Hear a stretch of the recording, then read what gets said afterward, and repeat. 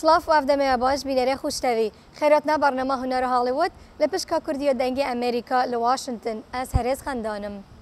ایرو دو بین موزخانه که بناو سمیتسونیان اینستیتوشن ایر اند سپیس که فیلم کنافدار امریکی بناو نایت ات موزیم تهاتیا تومار کرن.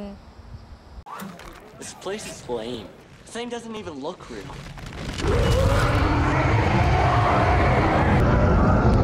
لفه موزخانه لسال 2009 فیلم نایت ات موزیم بش دوه هاد بو تومار کرن که بن ستیلر رول سرکی هبود وی فیلمی دا.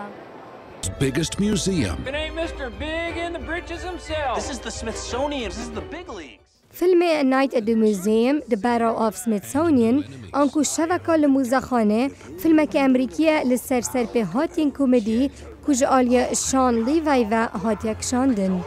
2 سالا پشتی بشه یکی یوی فیلمی هاتا وشاندن لپشکا دوه لاری دیلی که بن ستیلر وی رولی دلیزه بو یک کارسازه که سرکفتی که ودگره موزیم آف ناترال هیستوری آنکو موزخانه دیروکا سروشتی کلووره دبینه حوالن وی او جو که برهمن لموزخانه تن نشاندان لوره نماینه او بو انباره که لموزخانه ایر اند سپیس هاتینه و گوستن لی برهمن و موزخانه جی نرازینه به هاتلا برهمن نو جبر و هنده لری هاتیا واشنطنه حوالن خواه رزگار بکه.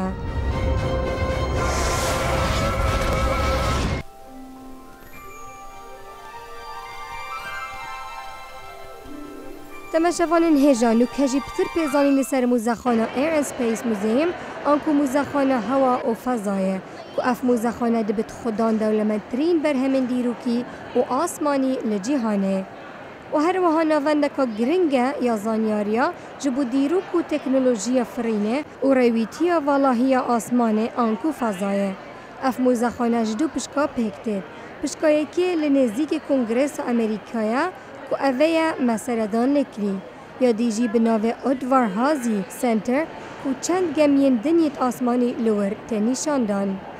هجای گوتنه فیلم نایت ات موزیم لسال 2009 خلاتک به دست آنی بو باشترین فیلم کومدی. هر روز اکتر بن ستیلر برول خوی کومدی هات بو بربجار کرن لیچه خلات به دست نآنین. بیدر خوشتوی اوجی گمی آسمانیه بناو اپالا 11 کنیل آرمسترانگ یکم کس بو به گمیه چیه سر هیوه. اوجی برنامه ایریا هنر هالیوود حتی هفته بعد هر شاد و بختور بند.